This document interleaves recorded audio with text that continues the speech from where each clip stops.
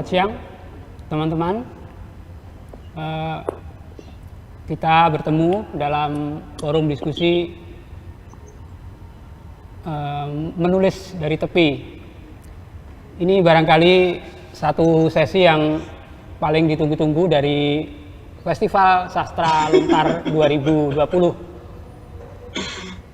Festival ini terselenggara berkat dukungan dari Kementerian Pendidikan dan Kebudayaan melalui program Fasilitas Bidang Kebudayaan dan berkolaborasi dengan Jakarta Content Week atau Jakten.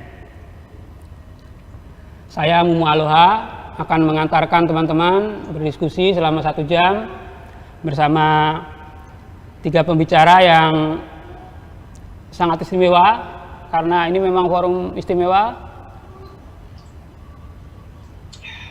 Pembicaranya datang dari jauh-jauh, dari Bali, bahkan ada yang dari Paris.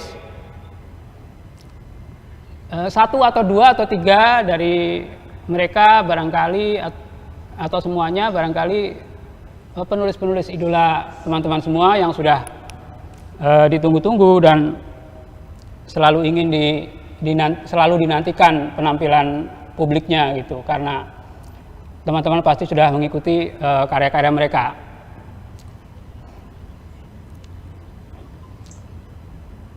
Pembicara pertama nanti Cok Sawitri, penyair, novelis, pengelola komunitas. Novelnya yang telah terbit Sutasoma, Tantri, Sitayana pada 2016. Ia menjadi penulis mukiman di San Francisco atas dukungan penuh Komite Buku Nasional Kementerian Pendidikan dan Kebudayaan. Lalu pembicara kedua Rio Johan, cerpenis, novelis, kumpulan cerpennya Aksara Amananuna meraih penghargaan karya sastra pilihan Tempo. Novelnya Ibu Susu memenangi Kusala Sastra Katulistiwa 2018.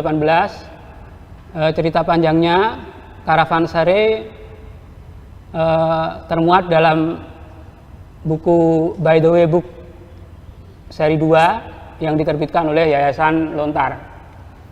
Karya terbarunya adalah novel berjudul Buanglah Hajat pada Tempatnya. Pembicara ketiga Nuril Basri, novelis, telah menerbitkan beberapa novel, antara lain Bukan Perjaka dan Rasa. Pada 2017 ia menjadi penulis mukiman di Inggris dan atas tajaan Komite Buku Nasional Kementerian Pendidikan dan Kebudayaan. Teman-teman, diskusi kita akan sangat menarik pasti, karena ini biasanya kita kalau ngomongin tema LGBT dalam karya sastra itu tema yang sensitif, tema yang berani, tema yang kontroversial seperti itu. Apa masih seperti itu sih gitu? Sampai sekarang gitu kita selalu masih menganggap tema ini adalah tema yang kontroversial gitu. Bahkan kemarin ketika diiklankan di media sosial udah ramenya minta ampun gitu. Tapi saya senang gitu bahwa diskusi sudah dimulai sejak jauh-jauh hari gitu di media sosial gitu. Ramai sekali mereka mempersoalkan caption di media sosial yang mengatakan bahwa di situ ada nilai sastra yang dipertentangkan dengan propaganda identitas gitu, propaganda identitas gitu. Seolah-olah 2 hal itu bertentangan. Ya, nanti kita akan bahas apakah nilai sastra itu bertentangan dengan propaganda identitas, dan mungkin kata propaganda itu sendiri memang publik nangkepnya dalam konotasi yang negatif gitu, istilah propaganda gitu.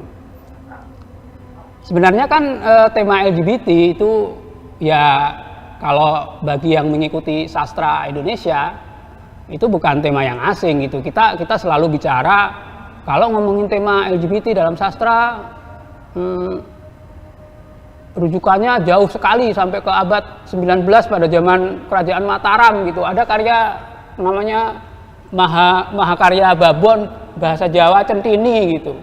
Kitab berjilid-jilid yang dikarang oleh satu tim pujangga keraton gitu. Tetapi di situ isinya ada berlembar-lembar, berhalaman-halaman yang menceritakan adegan-adegan homoseksualitas gitu. Nah ini selalu dirujuk ketika kita ngomong soal tema LGBT dalam sastra Indonesia gitu. Bahwa untuk menunjukkan bahwa tema ini bukan tema yang asing, bukan tema yang baru gitu, bahkan dari zaman dahulu kala penulis-penulis kuno, penulis pujangga keraton sudah menulisnya gitu. Tapi kalau kita dalam konteks sejarah gitu ya, kita mungkin tidak tahu juga gitu konteks sosial politik pada masa itu, jangan-jangan tema LGBT itu malah sesuatu yang biasa bagi mereka gitu pada zaman itu, kita nggak tahu gitu.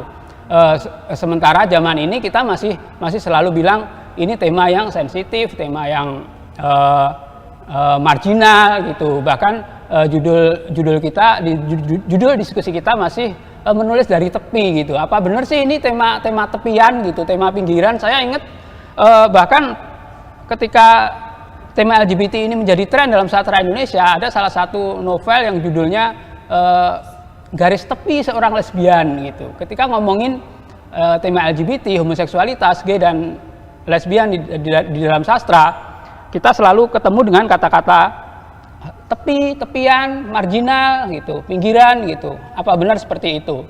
Nah, saya akan mulai langsung saja karena waktu kita tidak banyak. Saya harap nanti pembicara bisa memanfaatkan waktu dengan sebaik-baiknya. Saya akan mulai dari Cok Sawitri. Kalau tadi kita selalu rujukannya kok centini mulu gitu. Saya sebagai orang Jawa ya seneng, tapi agak bosen juga sebenarnya gitu. Apa nggak ada sih rujukan lain gitu kalau kita mau ngomongin tema LGBT dalam sastra gitu untuk menunjukkan bahwa ini bukan tema yang asing gitu.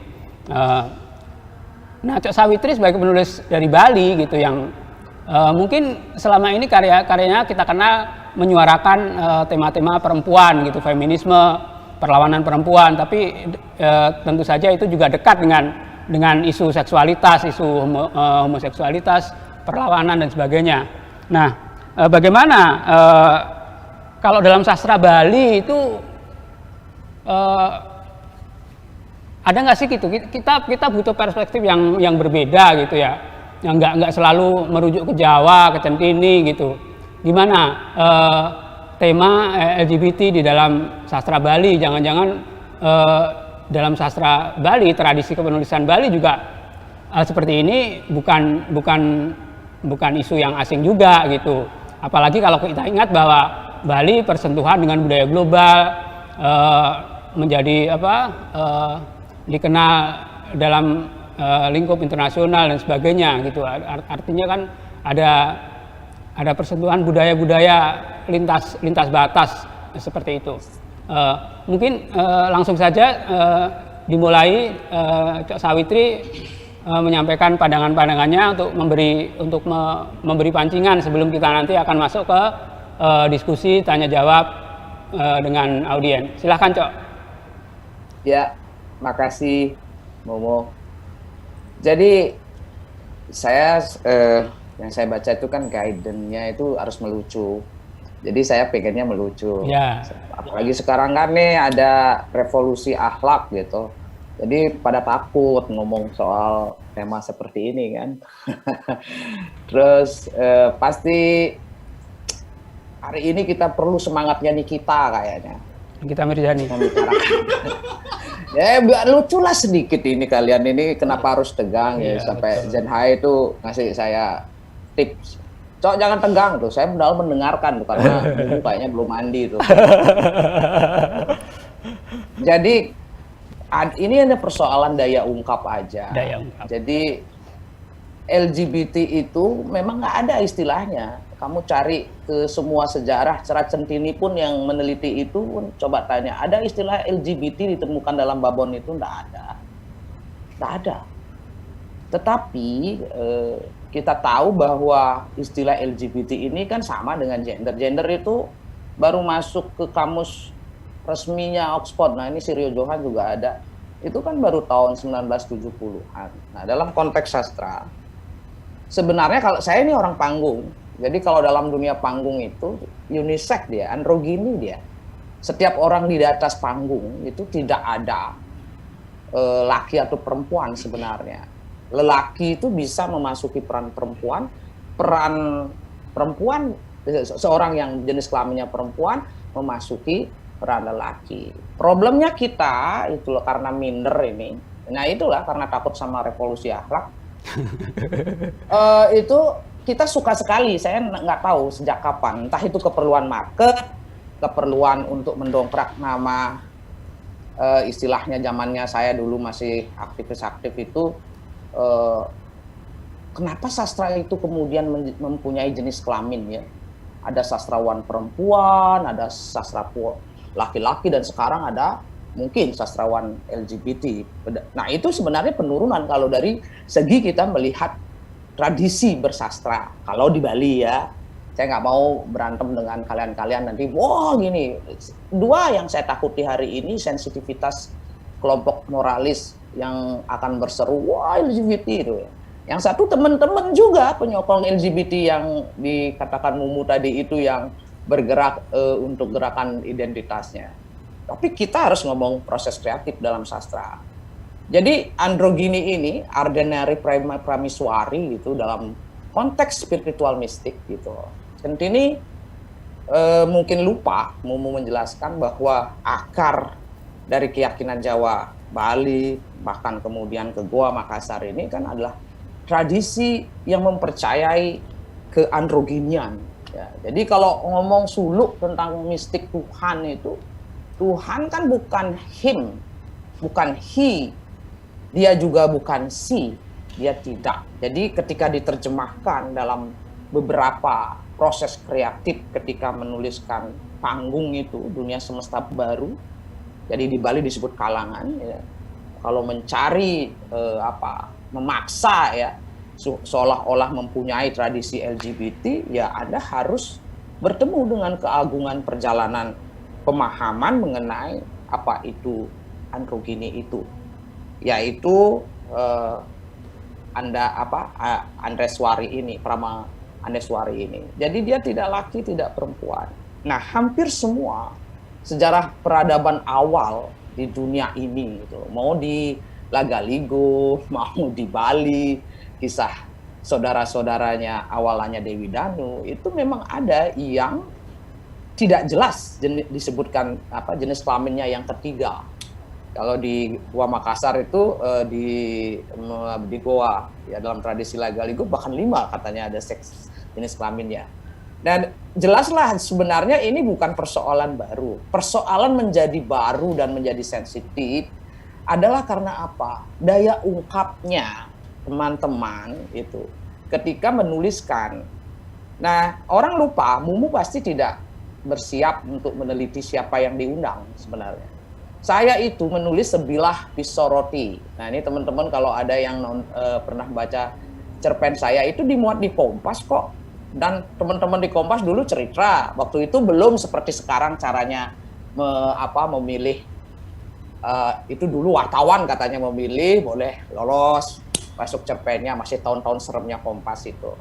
Itu judulnya Sebilah Pisau Roti. Kalau Anda membaca The Widow of Jirah, Janda dari Jirah, itu kan hampir semua pemeran di dalam The Widow of Jirah itu androgini.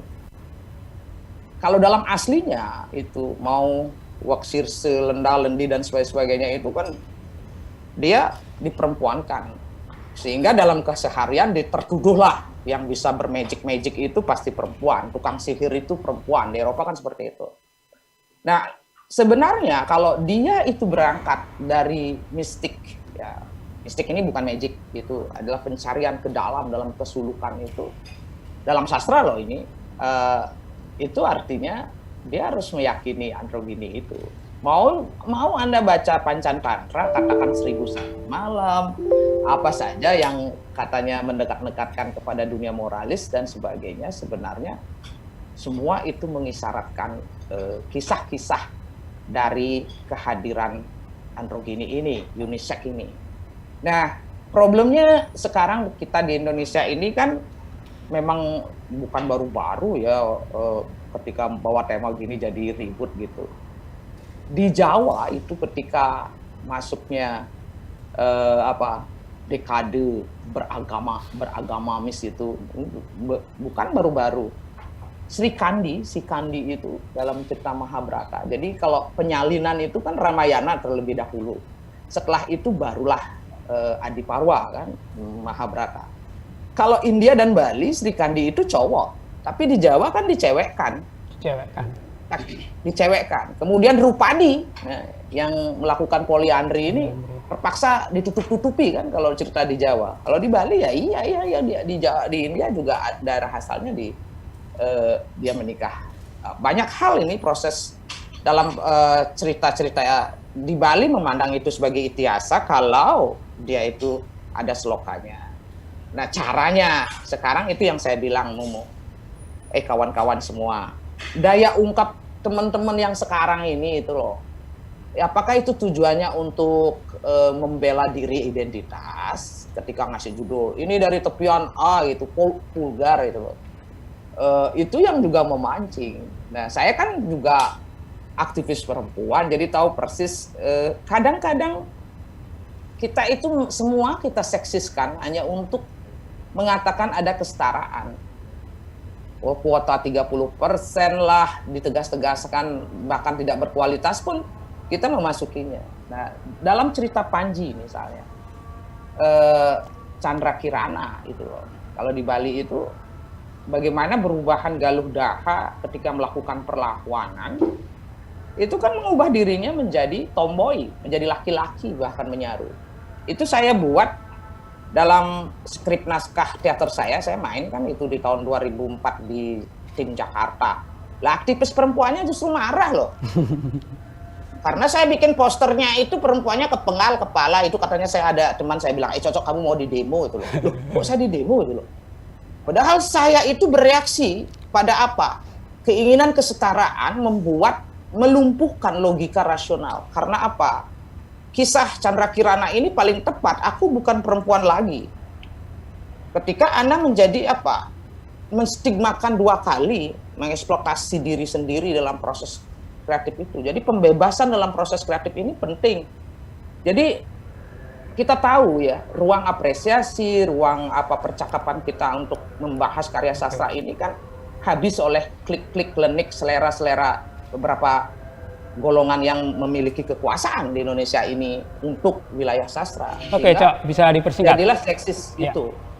Nah, gitu Mas Momo. Jadi saya bilang di Panji juga ada, di Mahabharata juga ada. Nah, sekarang itu kan masalah daya ungkap aja. Oke, saya kembalikan sama Mumu. Ya, terima kasih, Cok. Saya kira Cok Sawitri sudah memberi pengantar yang menarik, luas.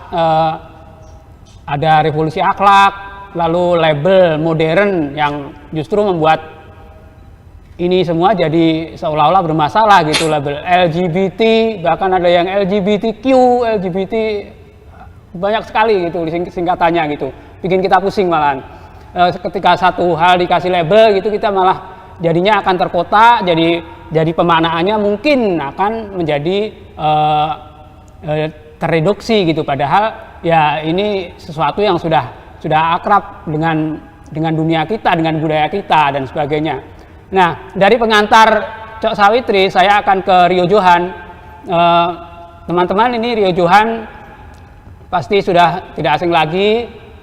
Saya kalau ngobrol-ngobrol sama beberapa teman gitu soal karya-karya Rio Johan gitu, fantasinya liar gitu. Apakah orangnya juga liar? Apalagi Rio Johan ini sekarang teman-teman juga tahu bermukim di Paris gitu. Mungkin banyak orang iri gitu, wah penulis muda, ganteng, mukim di Paris gitu. Semua pengen seperti itu gitu di pusat peradabannya para penulis gitu. Apakah di sana sebenarnya ngapain sih Rio sampai jauh-jauh ke Paris gitu? Apakah di sini merasa terpresi, nggak bisa nulis secara bebas, lalu menjauh ke Paris untuk lebih bereksplorasi, atau memang ada kesempatan untuk tinggal di sana sehingga proses kreatif menjadi lebih dalam lagi gitu, atau jangan-jangan malah jadi terlena ketika di Paris sudah nggak nulis lagi gitu. Tapi karya-karya Rio gitu ya, ada beberapa yang temanya LGBT, yaitu tadi yang kalau kita bilang soal fantasinya liar banget gitu. Jadi mungkin Rio bisa cerita ketika berkarya memilih tema-tema itu, memilih fantasi-fantasi itu sebenarnya apa sih yang ingin disampaikan pada publik gitu. Silakan Rio, 10 menit. Iya, sebetulnya aku di sini kebetulan ada kesempatan untuk kuliah aja, Mas. Oke. Kuliah, saya kuliah di sekolah film di sini, Esra.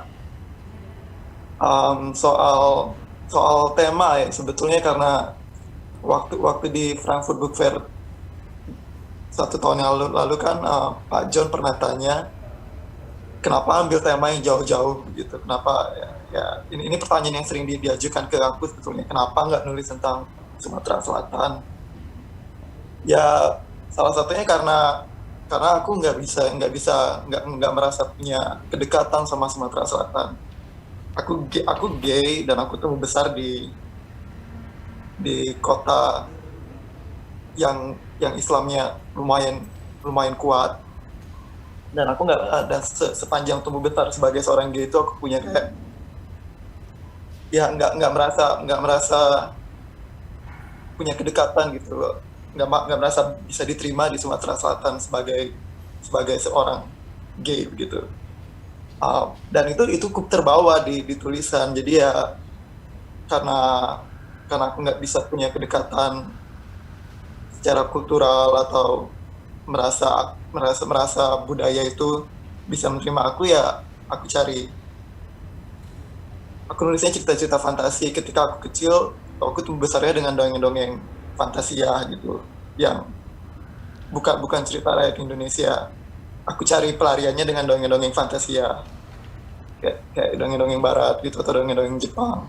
Jadi ketika aku mulai nulis, yang aku tulis ya yang aku baca, dan yang aku baca kebetulan jauh dari apa yang ada di sekitarku sayangnya. Ini juga berkaitan dengan identitas sih sebetulnya. Jadi kayak beberapa ceritaku juga mengangkat tema-tema krisis identitas, baik itu identitas gender atau identitas budaya. Misalnya kan kayak di salah satu cerpenku di Aksara Amananuna ada yang judulnya Chevalier d'Orange, itu kan tentang itu cerpen yang latarnya 17 dongeng yang ngambil inspirasi di Prancis abad ke-17 tentang kesatria yang gagah, berani, tapi orang curiga dia itu cewek apa cowok karena penampilan fisiknya itu kayak cewek gitu. Ya ini salah satu ya itu contoh cerita aku yang latarnya identitas gitu. Dan aku pikir sih ya kalau kita karena kita hidup di Indonesia yang sayangnya LGBT itu kan nggak diterima secara umum ya oleh konsensus umum. Jadi ya menulis apapun tentang LGBT nggak bisa lepas dari politik sih, politik identitas pasti akan dibenturkan dengan politik karena ya yang ditulis itu kan bukan sesuatu yang diterima oleh umum. Jadi kita ya kalau balik lagi ke caption yang di Twitter tadi, ya aku bilang nggak bisa lepas dari politik identitas itu, tema-tema LGBT sayangnya kan. Dan walaupun kayak yang dibilang Mbak Cok tadi ya, kan homoseksual itu kan udah ada dari awal ya. Mungkin pelabelannya yang beda, tapi kan nyatanya sekarang itu bukan sesuatu yang diterima gitu. Jadi ya sebetulnya kalau aku pribadi sih nggak ketika menulis ya nggak mikir untuk menulis sesuatu yang politik atau tidak politik, tapi ketika sampai ke pembaca ya aku sadar kalau ternyata ada beberapa pembaca yang bilang ya bisa relevan dengan cerita ini dan ya ternyata bisa apa ya, walaupun aku menulis itu tidak dalam koridor dalam pola pikir politis, ketika dilemparkan ke publik yang mayoritas tidak bisa mayoritas masih tidak bisa menerima homoseksualitas, ya tulisan itu jadi politik juga. Itu sih menurutku sih, Mas. Oke, Rio. Jadi menarik sekali. Saya sudah berkali-kali memoderatori forum-forum bertema seperti ini, gitu. LGBT dalam sastra Indonesia, gay dan lesbian dalam sastra Indonesia dari awal-awal tahun 2000, dan saya baru sekarang gitu ada penulis yang berani mengatakan saya gay dan ya saya menulis karena ingin ini sebagai pelarian, karena memang tema ini atau homoseksualitas masih belum sepenuhnya diterima di kalangan di masyarakat Indonesia yang berbudaya timur, berbudaya adiluhung dan mau merevolusi akhlak gitu ya. Saya kira kejujuran Rio Johan ini menarik sekali gitu. Secara terbuka mengatakan saya gay, saya menulis memang untuk pelampiasan pelarian dan larinya ke fantasi gitu ya. Kalau saya meneliti beberapa karya-karya yang sempat ketika tema LGBT itu lagi booming-boomingnya, lagi hot-hotnya di dalam sastra Indonesia, lagi laris-larisnya lah katakanlah begitu. Itu kebanyakan itu belum bicara tentang identitas gitu. Bukan baru ya, tapi kecenderungannya masih menjadi bagian dari perlawanan gitu. Saya ingat sekali misalnya Tarian Bumi karya Oka Rusmini gitu. Di situ perempuan ditampilkan, perempuan Bali ya, secara khusus perempuan Bali ditampilkan secara bergairah, penuh perlawanan, penuh spirit yang menggugat gitu, menggugat gender, menggugat ketidaksetaraan dan sebagainya. Meskipun tidak ada label secara eksplisit si tokoh ini lesbian, tetapi seperti yang dibilang Cok tadi, nggak ada label LGBT dan sebagainya, tapi di situ jelas pengadeganannya, daya ungkapnya dan sebagainya itu merujuk ke sana gitu. Bahkan digambarkan betapa tokoh perempuan di dalam Tarian Bumi ini dikucilkan oleh masyarakat gitu, dianggap aneh gitu. Itu perempuan aneh sekali gitu karena bercinta dengan perempuan gitu. Seperti juga kalau kita ingat dalam karya-karya yang paling populer di sastra Indonesia itu kita akan menemukan tokoh-tokoh seperti ini gitu. Tokoh Sakuntala dalam Samanya Ayu Utami yang dibaca sejuta umat itu diceritakan di situ Sakuntala tidur dengan laki-laki dan tidur dengan perempuan gitu. Dan biasa-biasa saja, dulu nggak ada yang protes, nggak ada yang menganggap itu sebagai tema yang gimana-gimana, bahkan dibahas oleh semua kritikus, semua pembahas sebagai sesuatu suara yang baru dalam sastra Indonesia, meskipun ya lagi-lagi seperti bilang Cok tadi, nggak ada yang baru di situ sebenarnya gitu. Jadi kalau kita lihat karya-karya pada masa itu gitu, hampir semua penulis sastrawan Indonesia itu menulis entah secara khusus tema gay dan lesbian, tema homoseksualitas, atau hanya fantasi atau perlawanan. Bahkan di dalam film, kalau kita mau meluaskan diskusi ini, di film Berbagi Suami, di situ ada tokoh lesbian yang juga lesbianisme ditampilkan secara simbolik sebagai perlawanan seperti itu. Baru belakang ini kita menemukan karya-karya suara-suara baru yang menyatakan ini identitas, ini politik, ini bagian dari politik, nggak bisa lepas kita nggak mungkin melawan terus, capek kalau melawan terus. Ini kita udah ngaku aja deh. Nah itu udah diwakili sama Rio Johan dengan sangat baik saya kira. Nah ini nanti seperti yang saya bilang tadi, diskusi ini pasti akan menarik sekali. Saya akan masuk ke Nuril Basri gitu. Nuril Basri menulis tema homoseksualitas dalam setting pesantren gitu. Ya, lagi-lagi ini juga bukan hal baru. Kita ingat Geni Jura karya Abida Al-Kholiki, meskipun tidak secara spesifik bercerita berlatar pesantren, tetapi latar Islamnya sangat kuat gitu. Nah, Nuril Basri nanti akan memberikan perspektifnya mengapa memilih tema ini gitu. Homoseksualitas didekatkan dengan agama, dalam hal ini Islam yang merupakan, ya kita tahu agama mayoritas, agama orang Indonesia itu ya harus Islam gitu, nyari jodoh harus Islam kayak gitu, kalau nggak Islam ya gimana gitu. Nah, tapi ini kan sesuatu yang kalau di publik pasti akan menimbulkan pertentangan, apalagi dikerucutkan lagi di dalam lingkaran pesantren gitu. Ini kan kalau kebetulan saya wartawan, kalau dalam dunia jurnalistik kan kayak investigasi gitu, mengungkap sesuatu di balik tabir gitu yang nggak pernah diketahui publik gitu. Di pesantren ada ya kayak gitu misalnya kayak begitu. Mungkin Nuril Basri bisa cerita gitu. Nanti mungkin teman-teman juga bisa ikut tanya gitu, apakah seperti judul novelnya yang bukan perjaka, apakah Nuril Basri juga bukan perjaka? Silakan Nuril.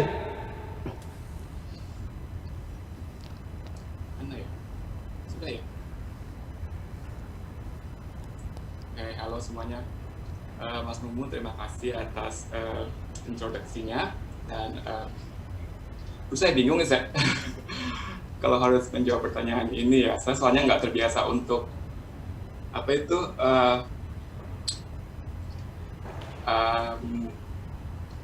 menceritakan hal-hal tersebut, karena buat saya menulis itu sesuatu yang datangnya organik kepada saya. Dan ketika saya ditanya kenapa saya memilih tema-tema yang ada hubungannya dengan LGBTQ+, itu saya nggak tahu, karena saya memperlakukan tulisan-tulisan saya sebagai sebuah entitas tersendiri di luar tema-tema tersebut. Jadi buat saya itu proses menulis itu selalu dari satu novel ke novel lainnya itu selalu berbeda. Dan untuk Bukan Perjaka sendiri ya, karena itu hal yang berbenturan dengan saya sepanjang hidup saya.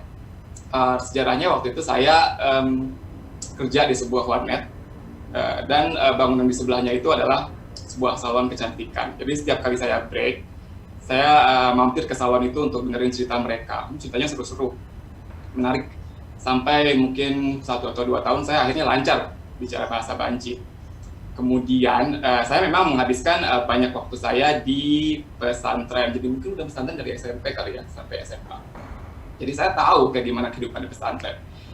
Waktu saya mulai menuliskan Bukan Perjaka itu tahun 2010, nggak kepikiran sama sekali ya bahwa untuk mengungkap apapun yang ada di pesantren atau untuk speak up untuk golongan LGBTQ, karena ya buat saya ini cerita yang menarik untuk disampaikan. Ceritanya datang sendiri kepada saya, kemudian karakternya nyusul. Jadi ketika ada caption siasat apa yang saya lakukan agar karya saya tetap bernilai sastra, itu buat saya sangat ternoda gitu. Merasa kotor, karena itu sebuah pencelaan ya terhadap proses kreasi saya. Itu kan sama saja kayak nanya, lu nulis atas maksud apa gitu ya. Saya sendiri nulis ya karena saya pengen nulis aja. Itu adalah trigger saya menulis. Kalaupun misalnya ada dikaitkan dengan politik identitas, saya pikir ya, ini kita balik ke caption ya, mungkin orang-orang pengen bahas ini. Saya pikir ya politik identitas kan hadir sebagai narasi resisten kelompok terpinggirkan akibat kegagalan narasi arus utama mengakomodir kepentingan minoritas. Jadi kalau misalnya saya menuliskan sebuah buku bertemakan LGBT dan itu memang terlihat sebagai politik identitas, ya why not? Kenapa? Karena ya orang Indonesia, LGBTQ komunitas di Indonesia emang dipersekusi dan terrepresi. Jadi saya pikir ya kenapa enggak, lagian orang nulis untuk alasan apapun ya emang apa salahnya kan, walaupun itu ada propaganda atau enggak ya. Kenapa kita menghalang-halangi proses kreatif seseorang? Kalau dia pengen nulis apapun alasannya ya so what, let them be, nggak usah julid gitu loh. Kalau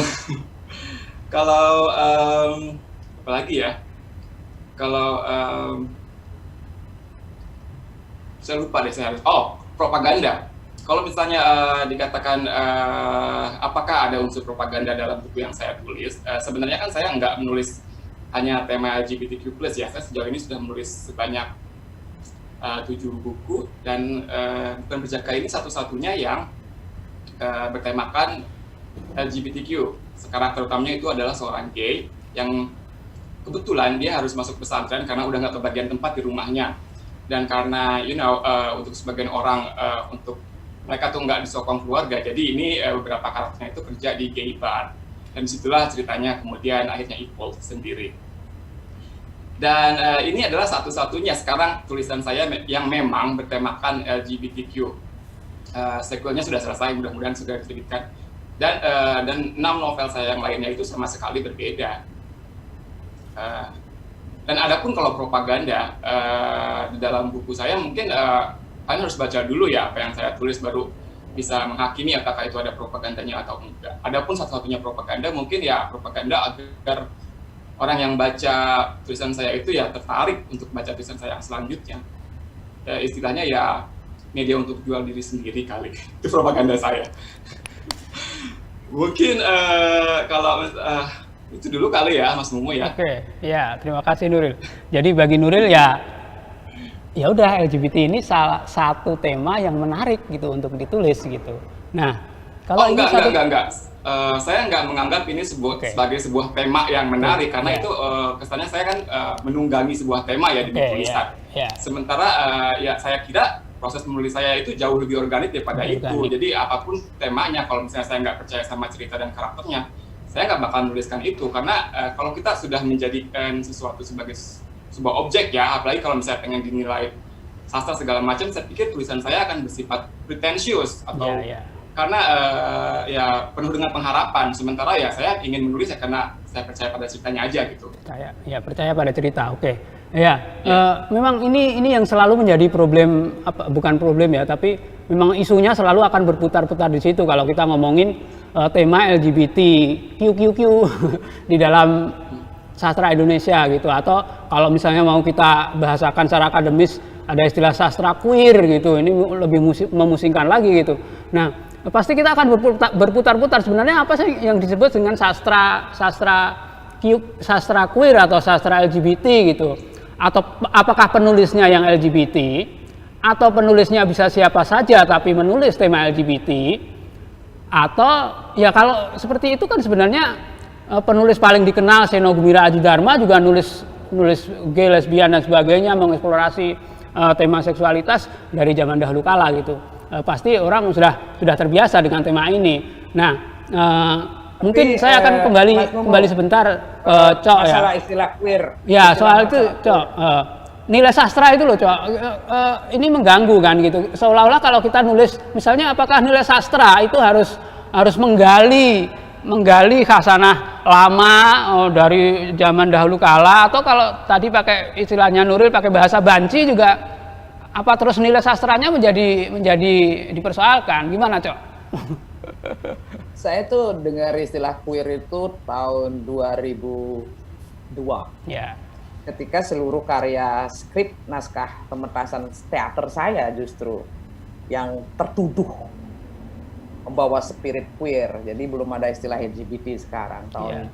Jadi ya Mumu dan bangsawan-bangsawan pengamat Indonesia kan nggak pernah peduli sama Cok Sawitri kan. Jadi saya jelaskan. Jadi naskah saya itu dari Aku Bukan Perempuan Lagi, kemudian Anjing Perempuanku, apalagi ya. Itu semuanya diteliti oleh teman-teman dari New York. Ada namanya Hypatia Polomis. Jadi dia masuk dalam pentas teater contemporary art. Juga ada teman dari yang sekarang ada di Vietnam kalau nggak salah. Itu juga melihat itu dari contemporary art skripnya. Kemudian tertuduhlah sebagai queer. Saya sendiri waktu itu nggak ngerti apa ini queer gitu. Zaman itu tahun 2001 nih, tahun 2002. Nah, kalau menurut saya yang saya bilang itu dari kapan, kalau dari segi sastranya ya, dari segi sastranya itu yang membedakan mungkin ya pengalaman saya ketika diteliti itu saya juga terganggu. Wih, ini nanti dikirain sama seperti waktu saya SMP, saya bikin puisi cinta di majalah Dinding. Lah itu banyak sekali orang GR, kemudian bahkan ada teman saya membenci saya, dikirain saya jatuh cinta sama orang yang taksir. Jadi teman kita itu suka nuduh gitu, dan banyak sekali teman saya yang berbakat menulis itu menjadi berhenti menulis karena tertuduh. Waktu dulu itu kan semua ingin nulis cerpen cinta, puisi cinta, takut kemudian mempublikasikan karena takut naksir si A, si B, kamu patah hati dan sebagainya, digosipin gitu di antara teman. Nah, perasaan itu ada loh ketika saya di interview, diteliti, diikutin untuk melihat proses karya teater saya. Ini queer ini apa gitu. Nah, saya itu kan hidup saya itu waktu itu serius, saya belajar tata krama, saya vegetarian waktu itu, memberatu gitu kayak orang Bali itu loh. Saya mendengarkan apa itu queer, kenapa ada sampai kampus serius sekali membahas queer. Padahal saya aktivis loh, karena istilah gender itu pun kita masih mempelajarinya dan sebagainya. Nah, tapi saya punya basis dalam proses kreatif itu ya sama seperti Rio Johan, Nuril gitu loh. Nggak pernah memikirkan sebenarnya ini mau apa dan sebagainya. Kalau Nuril kan agak sudah berpikir, dia tahu ini bisa daya jualnya menarik nih. Kalau Rio Johan kan mengungkapkan kegelisahan. Nah, kalau Nuril kan mewakili begitu banyak orang gaya-gaya apa Jakarta undercover kalau dulu itu loh, dan sebagainya. Nah, kalau dalam proses kreatif ini yang menurut saya lemahnya di Indonesia itu adalah ketika kesenjangan kritik sastra dan kemudian cara pengkurasian pada karya-karya termasuk pada festival-festival itu tidak dilakukan oleh orang-orang yang mempunyai gitu ruang waktu membaca yang lebih jauh. Maksudnya lebih jauh. Karena itu apa? Yang terjadi ya politik identitas itu sehingga merembet pada karya-karya ini dikelaminkan. Ingat eranya Ayu Utami misalnya Saman, ya era bagaimana kemudian sampai menimbulkan ada apa sastrawan wangi sampai saking amarahnya ada itu, ingat kan?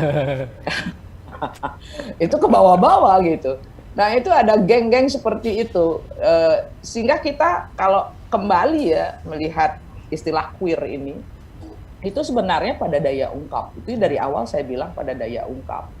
Nah kemudian kalau perkembangan seperti kalaupun, nah gimana tuh caranya menuduh Ayu Utami, menuduh Seno misalnya bahwa dia menulis karena dia doing like that gitu loh.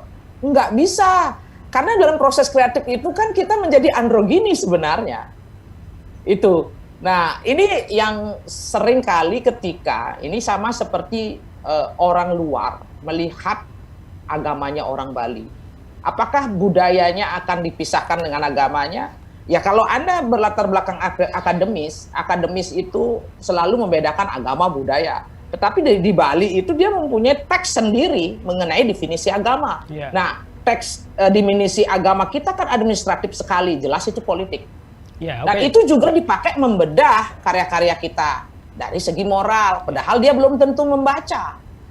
Nah, ini jadi Mas Mumu sejujurnya ya, ini seksi untuk mengangkat apa ya penjualan supaya orang rame-rame membaca buku. Atau mudah-mudahan karyanya Rio Johan di sweeping, dibakar, jadi semua orang mencari Rio. Malah tambah. Jadi dia akan laris. Makin rame makin laris ya. Satu, oh iya lebih laris. Apapun yang terlarang itu akan lebih laris. Saya justru biarkan mereka bertengkar. Kalau perlu kita endorse nih, kita Wirjani untuk ngomong yang lebih ini.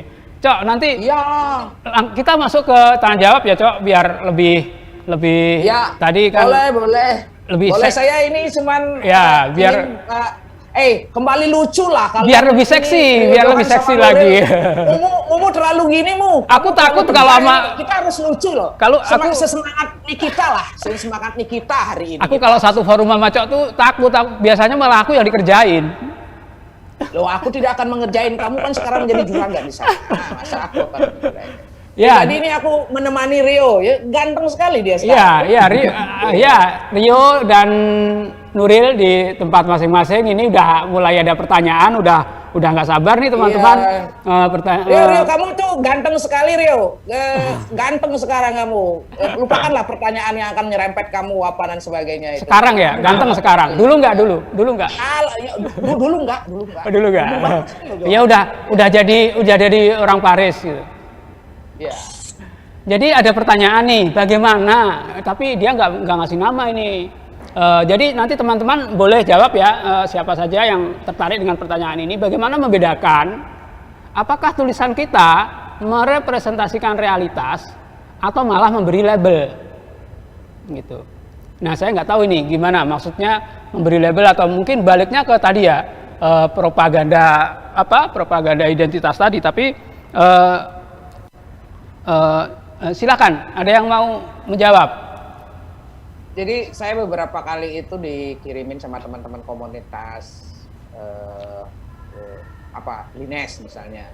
Cok, tolong dong. Lines itu apa? Lines itu apa? Di editor kelompok Pelangi misalnya, siapa itu si dulu itu. Tolong di editor. Jadi semua cerpen-cerpen itu memang ditulis oleh mereka karena semua orang yang meskipun gagah perkasa menulis kisah-kisah begitu, para penulis yang maha mulia ini tidak mau menjadi editor, maupun cendekiawannya tidak mau jadi editor karena takut kena stigma itu. Nah jadi jawaban saya kepada siapapun apa namanya ini itu, kapan Anda dilabelin itu tergantung pertama, apakah Anda menulis mewakili komunitas tertentu atau diri Anda, itu bisa label langsung. Kayak Rio Johan kan berani, dia bilang saya gini. Nah, kayak ada teman saya kelompok-kelompok ini yang ngirim sampai nangis-nangis gitu, Cok semua menolak menjadi editor, memberikan catatan pengantar itu. Kasihan kan? Sementara banyak, nah justru saya menuduh nih teman-teman penulis yang lain memanfaatkan, memakai kisah LGBT ini ya untuk naikin daya jual ketertarikan, tapi nggak mau bertanggung jawab pada kasus kemanusiaan yang dialami oleh orang-orang ini ketika mereka berproses kreatif. Justru enggak saya nggak berani, nanti saya kena cap stigma, padahal dia sendiri menulis untuk keuntungan dirinya. Nah ini yang saya bilang eksploitasi ini yang paling menyakitkan kepada teman-teman yang memang ada dalam komunitas LGBT, ingin berproses kreatif, kena label, double label. Jadi dia menjadi 3 korban ya labeling itu. Nah kapan tidak menjadi labeling ya, itu karyanya Seno nggak kena labeling, karyanya Cok Sawitri nggak kena labeling. Itu yang saya bilang, daya ungkapnya itu ya, kalau kamu ngasih judul langsung, misalnya ya kayak Nuril, aku bukan perjaka, itu maksudnya dia udah main bercinta. Ya, artinya di luar dengan muhrimnya, atau mungkin itu makanya dia tidak perjaka. Apakah karena dia apa gitu. Nah itu persoalan labeling kapan dan sebagainya, juga tergantung dari daya ungkap dan tergantung dari situasional ketika kamu merilis karya itu. Ya oke, Cok. Gitu. Rio tadi udah disebut-sebut sama Cok, mungkin maksudnya itu kode biar kamu juga ikut ngomong gitu. Gimana soal labeling ini gimana? Ya. Soal labeling ini gimana? Ini takut menjadi label atau sebenarnya mau mengungkapkan merepresentasikan realitas gitu?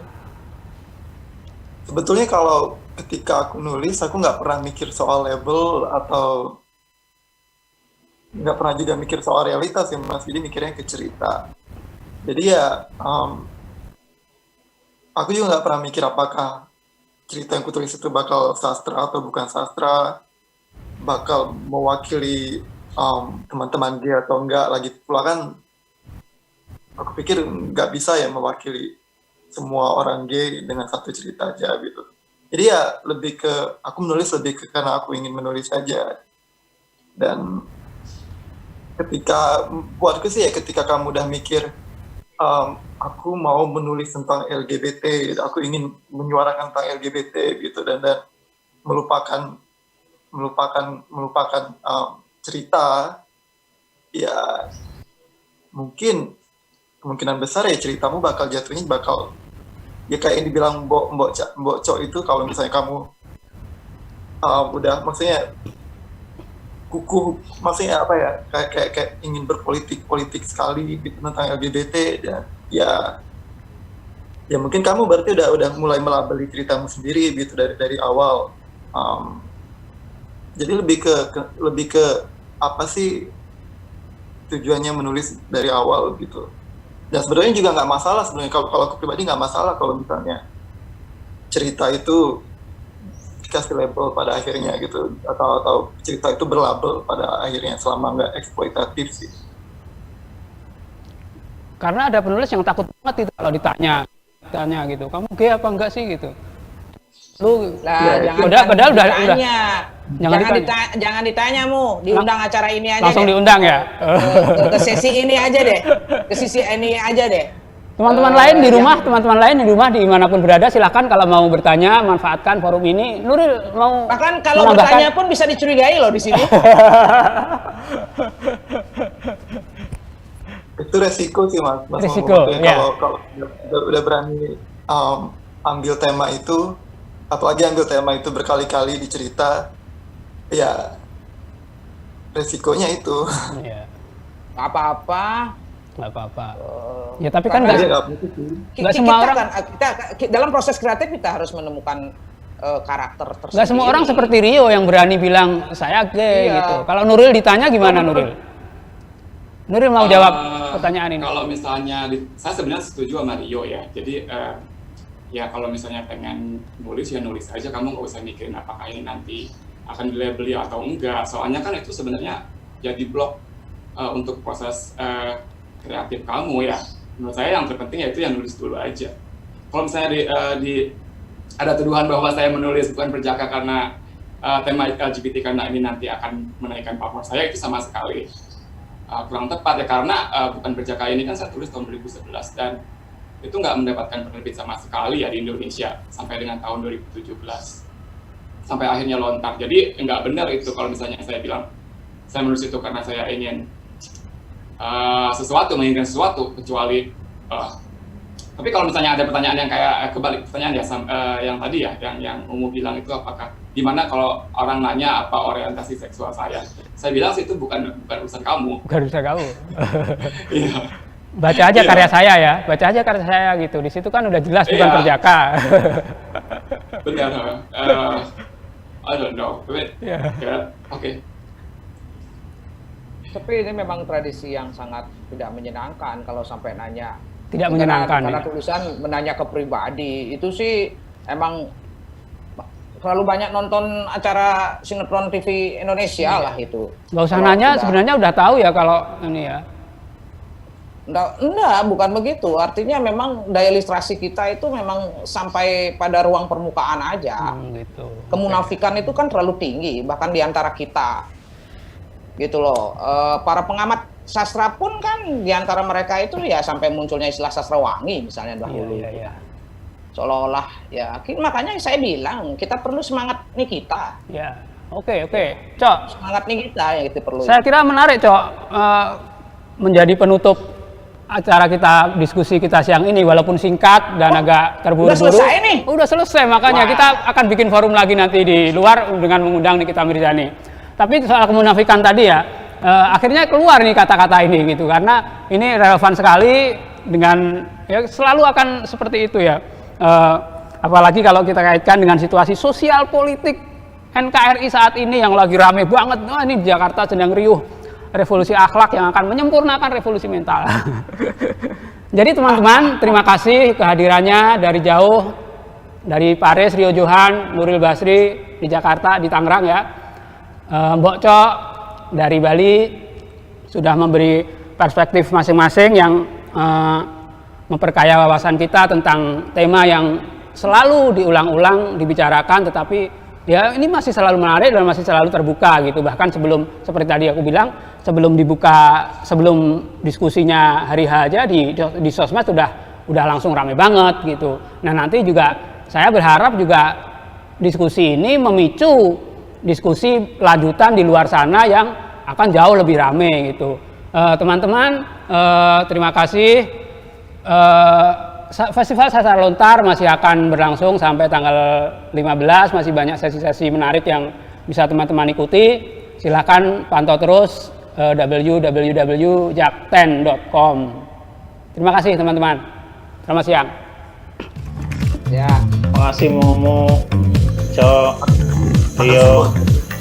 Nuril, semuanya tetap sehat dan semangat ya. Ya, taat prokes pokoknya. Oke, makasih. Mas Rian, aku minta maaf ya. Awali hari Apa? dengan informasi Santai aja, gak usah. Theo paling gagas. Relax saja. Enggak apa-apa. Kamu tuh paling gagas. Saya Bagus suka. itu. Aku suka statementnya bold, kuat. dengan Kuat kekuatan banget tuh, teknologi Rio. Bagus. Gak percuma kau sekolah di luar negeri lah, apalagi di Perancis itu harus supreme text itu dimainkan. Kalau berhenti vulgar itu yang susah. Gitu. Oke, dah. Sampai ketemu lagi ya. Ya. Kalau sudah normal kita bisa ngopi-ngopi, nongkrong. Ya, semoga. Ya. Semoga ada kesempatan. 15 Minutes setiap Rabu jam 6 sore lewat 45 menit. Mediaindonesia.com hadir dengan opini cerdas dan narasumber kredibel, mudah diakses, informasi berkualitas ada di genggaman Anda. Klik di browser Anda www.mediaindonesia.com dan temukan pandangan berbeda, karena fakta bisa sama, sudut pandang boleh beda. Mediaindonesia.com, Views and News.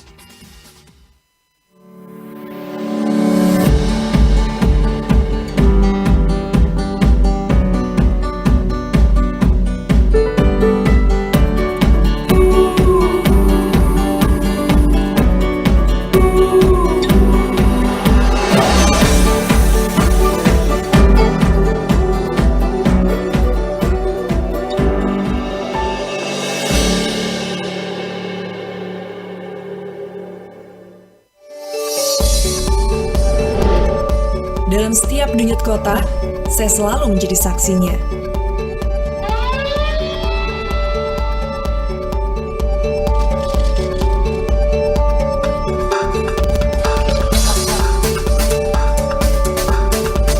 Disiarkan lebih dari 20 televisi jaringan Jawa Pos Group. Jawa Pos TV, paling Indonesia.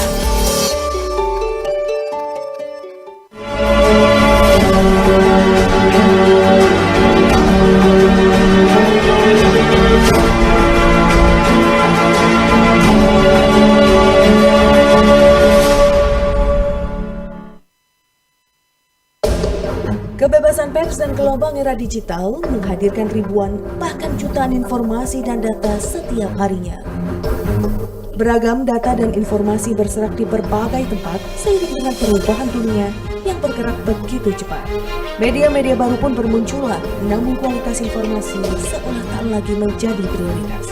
Bahkan, tak sedikit yang abai pada etika jurnalistik. Untuk menjawab tantangan itu, Kata Data hadir sejak April 2012 sebagai portal media di bidang ekonomi dan bisnis. Beragam sektor diulas mulai dari finansial, energi, pangan, hingga industri kreatif dan digital. Artikel mendalam dan komprehensif dengan sajian infografik yang menarik menjadi karakter utama dari Kata Data.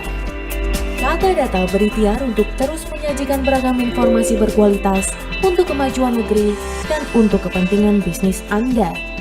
Kami percaya demokrasi yang sehat tumbuh dari kehadiran informasi dan data yang akurat. Kalau bicara pakai data.